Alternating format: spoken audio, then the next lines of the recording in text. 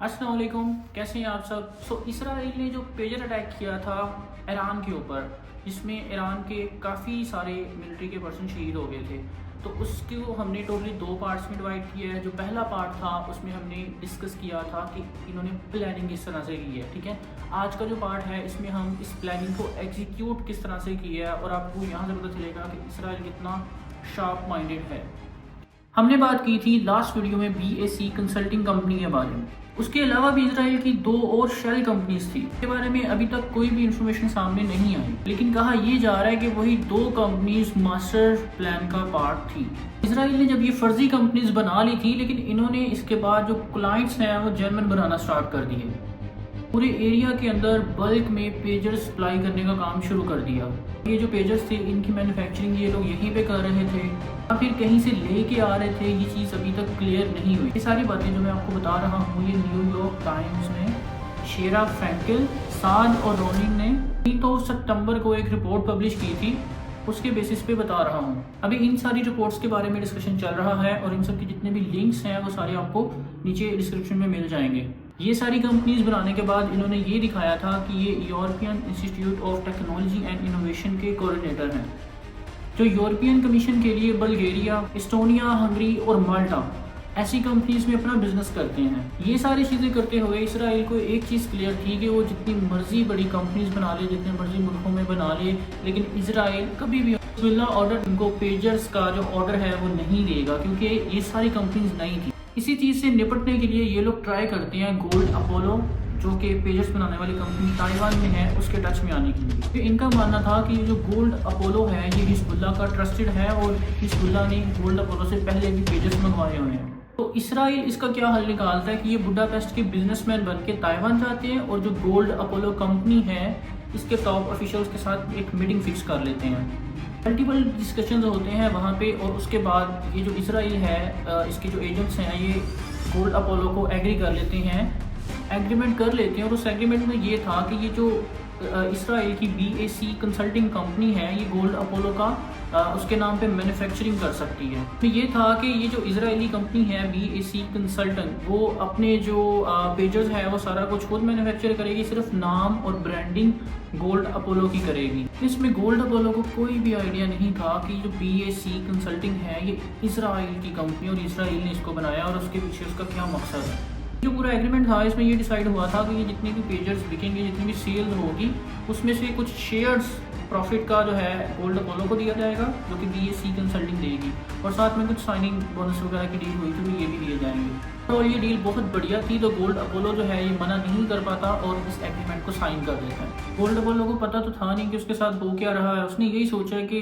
नई कंपनियाँ 2022 में रजिस्टर्ड हुई है तो इनके साथ काम कर लेते हैं। गोल्ड अपोलो ने सोचा कि सिर्फ नाम ही तो यूज़ करना है।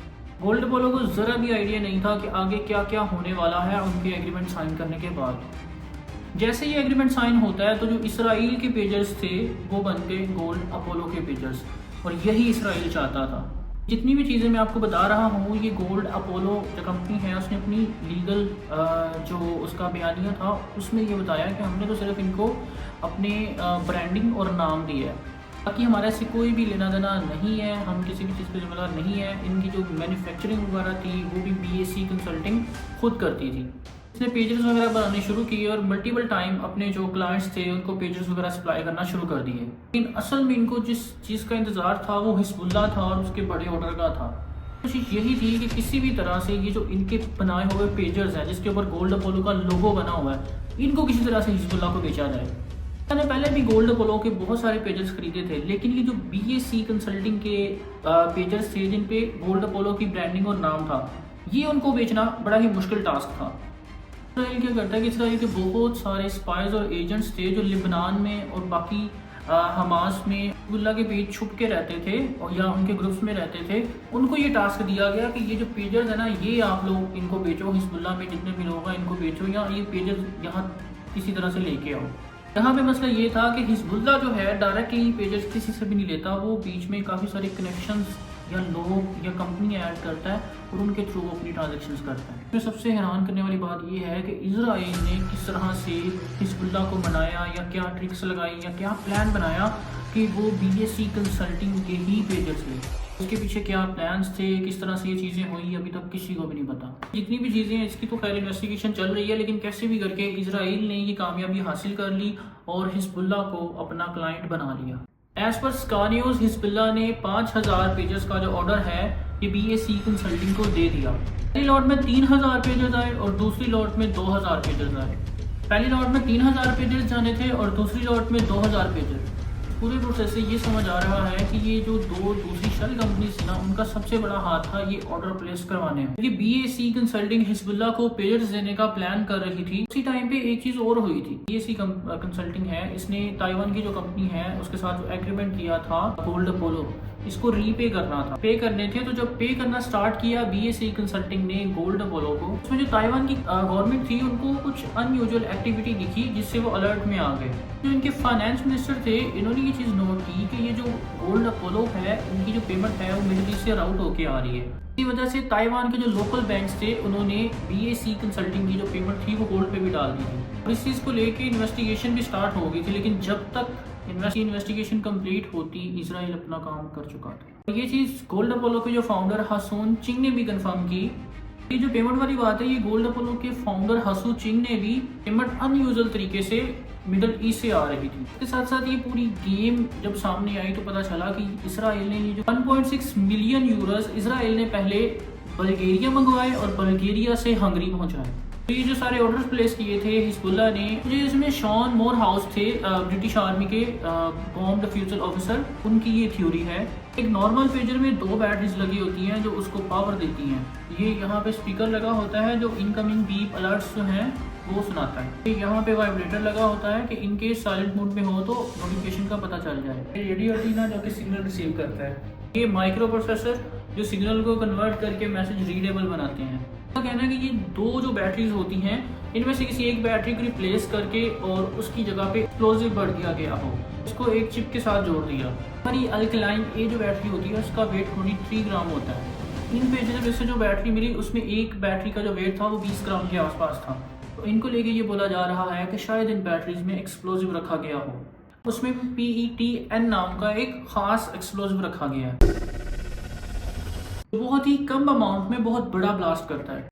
इसीलिए इस खास किस्म के एक्सप्लोजिव को कोहॉर्ट जो ऑपरेशंस होते हैं उसमें एजेंसियां इस्तेमाल करती हैं। 1996 में भी इसी तरीके से एक मोबाइल डिवाइस में इस्तेमाल करके हमास का एक ऑपरेटिव था याहिया, उसको मारा था। ऐसे ही लोगों ने एक बार डॉग के साथ बॉम्ब लगा के हिजबुल्लाह के कैंप में भेज दिया था। पता क्या है, फरवरी 2024 का मंथ था। इसराइल के जो पेजर्स थे डे बाय डे वो लिबनान के अंदर पहुंचना शुरू हो गए। कि जितने भी ऑपरेटर्स ये पेजेस यूज कर रहे थे उनको बिल्कुल भी आइडिया नहीं था कि चलता फिरता एक बॉम्ब लेके घूम रहे हैं जो कि पूरे तरह से इसराइल के कंट्रोल में है। वो जब चाहे तब ब्लास्ट कर सकता है। तकरीबन 3000 पेजेस थे जो लिबनान पहुंच चुके थे, बाकी 2000 जो थे वो पहुंचने बाकी थे। उसके बाद डेट आती है 15 सितंबर 2024, जिस दिन पेजर अटैक होना था। इससे ठीक 2 दिन पहले हिजबुल्लाह क्या करता है कि इसराइल के यरकून पार्क में क्या किया था कि एक M18A1 क्लेमोर माइन लगा दी थी। मोट एक्टिवेशन सिस्टम के थ्रू ये लोग बम फोड़ने वाले थे वहां पे।